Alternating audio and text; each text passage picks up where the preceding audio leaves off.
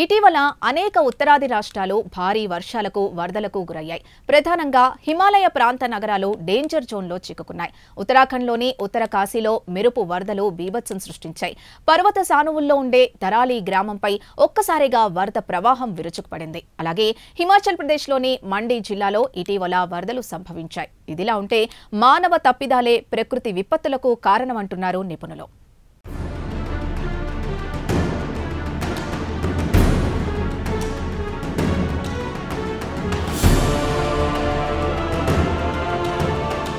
ఉత్తరాది రాష్ట్రాలు ఇటీవల భారీ వర్షాలకు వరదలకు గురయ్యాయి. దీంతో జనజీవనం అస్తవ్యస్తమైంది. ప్రధానంగా హిమాలయ ప్రాంత నగరాలు డేంజర్ జోన్లో చిక్కున్నాయి. ఇటీవల ఉత్తరాఖండ్పై ప్రకృతి కన్నెర చేసింది. మెరుపు వరదల కారణంగా ఉత్తర కాశీలోని ధరాలి గ్రామం ఆగమాగమైంది. వరద బీభత్సం ఎక్కువగా ఉండటంతో ఏకంగా ఇండియన్ ఆర్మీయే రంగంలోకి దిగాల్సి వచ్చింది. ఇదిలా ఉంటే 2 నెలల క్రిందట హిమాచల్ ప్రదేశ్ పై ప్రకృతి కన్నెర చేసింది. జల ప్రళయాలు పెరిగిపోయాయి. మండి జిల్లాలో విరామం లేకుండా ఎడాపెడా భారీ వానలు పడ్డాయి. భారీ వర్షాలకు పర్వత ప్రాంతాల్లో కట్టిన ఇండ్లు పేకమేడలా కూలిపోయాయి. థెరపీ అనేదే లేకుండా భారీ వర్షాలు వరదలు సంభవించాయి. అంతేకాదు పెద్ద ఎత్తున కొండ చర్యలు విరిగిపడ్డాయి.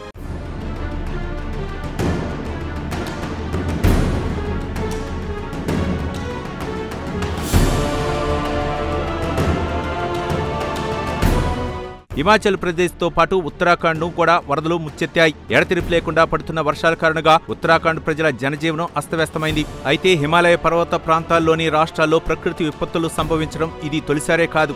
ఈ రాష్ట్రాల్లో చాలా కాలంగా ప్రకృతి విపత్తులు సంభవిస్తున్నాయి. 2013 అలాగే 2020 సంవత్సరాల్లోనూ హిమాలయ రాష్ట్రాలను వరదలు ముంచెత్తాయి.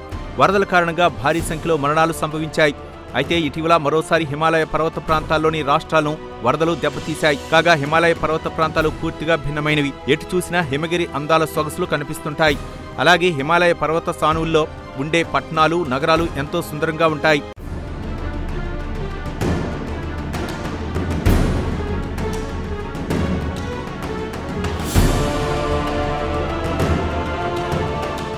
వాస్తవానికి హిమాలయ పర్వత సానువుల్లోని నగరాల నిర్మాణం భిన్నమైంది.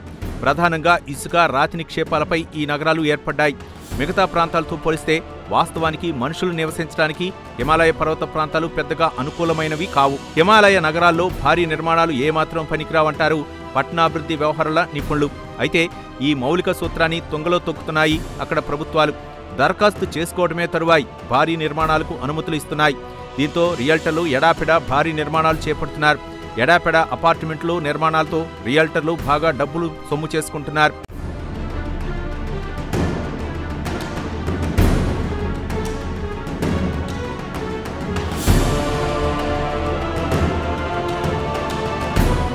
హిమాలయ నగరాల దుస్థితికి ప్రభుత్వాల తీరే ప్రధాన కారణం అనే విమర్శ గట్టిగా వినిపిస్తోంది. అయితే ఈ విమర్శ చేస్తున్న వారు సాధారణ ప్రజలు కాదు, పట్టణాలు, నగరాల అభివృద్ధిలో నిష్ణాతులైన వారు. వాస్తవానికి మైదాన ప్రాంత నగరాలకు అనుగుణంగా కొన్ని అభివృద్ధి ప్రణాళికలు ఉంటాయి. అలాగే హిమాలయ ప్రాంతాల్లో నగరాల అభివృద్ధి పూర్తిగా భిన్నం. ఇందుకు ప్రత్యేక ప్రణాళికలు అవసరం అవుతాయి. అయితే మన దేశంలో క్షేత్రస్థాయిలో ఈ కీలక అంశాన్ని విస్మరిస్తున్నారు. అనువైన అభివృద్ధి ప్రణాళికను భౌగోళికంగా ఎంతో భిన్నంగా ఉండే హిమాలయ నగరాల్లో అమలు చేస్తుండటమే అనేక సమస్యలకు కారణమవుతోందని నిపుణుల వాదన. కమిటీల సూచనలో పెడచెవిన పెట్టి ఆదాయానికి పెద్దపీట వేస్తూ అశాస్త్రీయ అభివృద్ధి ప్రణాళికలను ప్రభుత్వాలు రూపొందిస్తున్నాయంటూ నిప్పులు చెరిగారు నిపుణులు.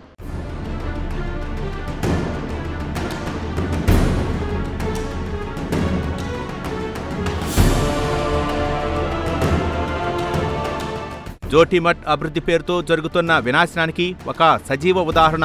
ఉత్తరాఖండ్లోని జోషిమఠ్ను దాదాపు 2 ఏళ్ల క్రిందట విపత్తు ప్రాంతంగా ప్రకటించింది ప్రభుత్వం.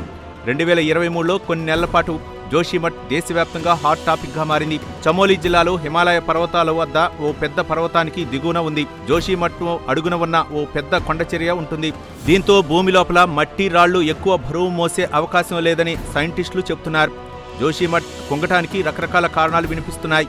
పురాతన కాలంలో ఓ పెద్ద పర్వతం నుంచి జారిపోయిన పెద్ద కొండచర్యపైనే ఈ పట్టణం ఉండటం ప్రధాన కారణమని చెబుతారు. అయితే గత కొన్ని దశాబ్దాలుగా జోషిమఠ్ పట్టణంలో రోడ్లు, ఇళ్లు, ఇతర ప్రాజెక్టులు బాగా పెరిగాయి.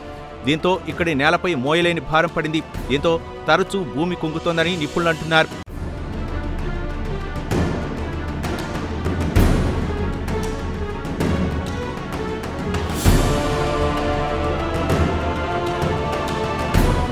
అయితే తమ లోపాలు, నిర్లక్ష్యం బయటపడకుండా ప్రకృతి విపత్తుల పేరు చెప్పి తప్పించుకోవడానికి పాలకవర్గాలు ప్రయత్నిస్తున్నాయన్నది నిపుణుల ఆరోపణ.